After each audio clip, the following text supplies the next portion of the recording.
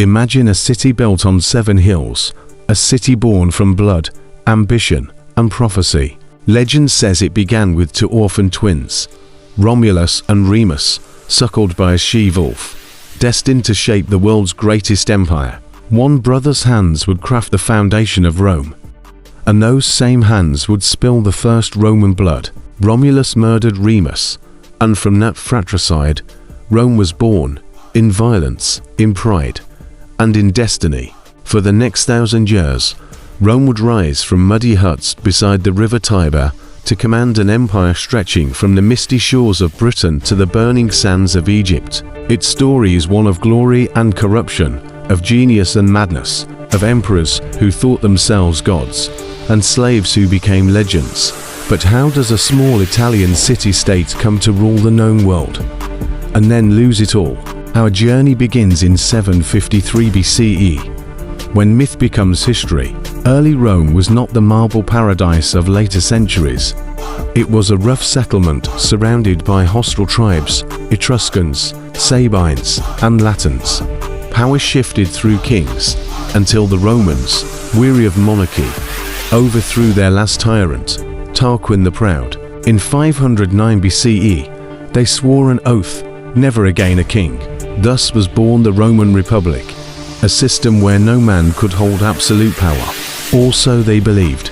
The Republic was brilliant in design, with senators, consuls, and assemblies balancing authority. Yet beneath this structure simmered constant tension. Patricians, the aristocrats, ruled the Senate. Plebeians, the commoners, demanded rights. Rome's early centuries were a chessboard of reforms and revolts, each side testing the limits of power. But one thing united them all: expansion. Rome learned to fight and win. First came the Latin Wars, then the defeat of the Etruscans, and soon the Italian peninsula fell under Roman control. But the true test of Rome's destiny came across the sea, in a city called Carthage. The Punic Wars were not mere conflicts, they were epics of fire and fury. In the Second Punic War, a Carthaginian general named Hannibal crossed the Alps with war elephants, storming into Italy from the north. The Romans trembled. Entire legions were slaughtered at Cannae, yet Rome refused to die. Through stubborn will and relentless manpower, they turned defeat into domination. By 146 BCE, Rome burned Carthage to the ground. Salt was said to be sown into its soil, so nothing would ever grow there again. With Carthage gone, Rome stood unchallenged in the Mediterranean. Wealth poured in, slaves, gold, grain, and Greek culture, but prosperity poisoned the republic. The gap between rich and poor widened. Landowners became lords, farmers became beggars, politics turned violent. Enter the age of generals. Gaius Marius reformed the army, allowing poor citizens to enlist. Soldiers now loyal not to Rome, but to their commander. Ambition replaced duty, power replaced principle, and soon, civil war replaced peace. Then came Lucius Cornelius Sulla, who marched his legions into Rome itself, the first Roman to do so. He declared himself dictator, purged his enemies, and ruled with terror. When he finally stepped down, thinking the republic restored, he was wrong. He had taught Rome a deadly lesson. That might makes right. Out of the chaos emerged a new generation. Names that would echo through eternity: Crassus, Pompey, and Julius Caesar. Together, they formed an uneasy alliance known as the First Triumvirate, a secret pact to share power. But in Rome, there was never room for equals. Julius Caesar, brilliant, charismatic, ruthless, conquered Gaul, crossed the Rhine, and defied the Senate. When ordered to disband his army, he chose treason over obedience. On a cold January day in 49 BCE, he crossed the Rubicon River, uttering words that would change history.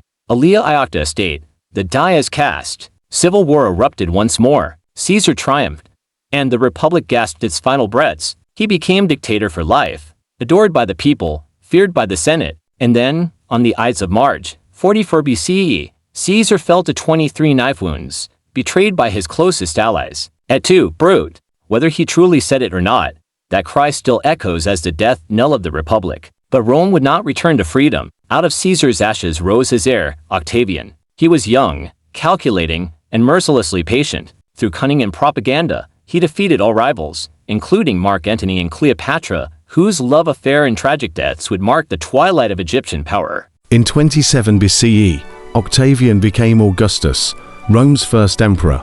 The Republic was dead, but Augustus kept its corpse dressed in ceremony. The Senate still met. The titles remained, yet all power flowed to one man. Rome was now an empire. Under Augustus, Rome entered its golden age, the Pax Romana, the Roman peace. Roads stretched for thousands of miles, aqueducts carried water to cities, and legions guarded borders from the sands of Arabia to the fog of Britannia. Law, architecture, and language spread, forging the foundations of Western civilization. But peace was built on conquest, and emperors were rarely content with stability. Tiberius ruled with paranoia, Caligula with madness, and Claudius with surprising wisdom. Nero, however, would become the empire's villain. He fancied himself an artist, but history remembers him as a tyrant. When Rome burned in 64 CE, rumors said Nero played his lyre while flames devoured the city. Whether true or not, the myth stuck, and with it, his downfall. After Nero's death, chaos returned. In a single year, 69 CE, 4 emperors claimed the throne. It was Vespasian who restored order, beginning the Flavian dynasty and commissioning the Colosseum, a monument to both Rome's grandeur and its cruelty. Then came the 5 good emperors: Nerva, Trajan, Hadrian, Antoninus Pius, and Marcus Aurelius. It was Rome's zenith. Trajan expanded the empire to its greatest extent. Hadrian built walls to mark its limits, and Marcus Aurelius, the philosopher emperor, fought barbarians on the frontiers while writing meditations on virtue and mortality. Yet even he could not save Rome from what was coming. His son, Commodus, fancied himself Hercules reborn, fighting in the arena as a gladiator while corruption spread like rot. His assassination plunged Rome into centuries of decline. Barbarian pressures grew stronger, internal politics weaker. Emperors rose and fell like waves. Into 85 CE, Diocletian tried to save the empire by dividing it, east and west, each ruled by an emperor. For a time, it worked. But then came Constantine, the man who changed Rome forever. Constantine united the empire once more and embraced a new faith, Christianity. In 313 CE, he legalized a religion that once hid in catacombs. Later, he built a new capital, Constantinople, shining on the Bosporus, the gateway between East and West. The center of Roman power shifted forever, but the Western Empire decayed. Barbarian tribes, Goths, Vandals, Huns, swept across its borders. In 410 CE, Rome itself was sacked for the first time in 8 centuries. By 476 CE, the last emperor of the West, Romulus Augustulus, fittingly named after the first king, was deposed by a barbarian warlord. The Roman Empire in the West was no more. And yet, Rome never truly died. The Eastern Empire, known as Byzantium, endured for another 1,000 years. Its language turned Greek. Its soul became Christian, but it still called itself Roman. Even as new empires rose and fell, the idea of Rome, its law, its order, its ambition, lived on. Rome began with a murder and ended with a fall.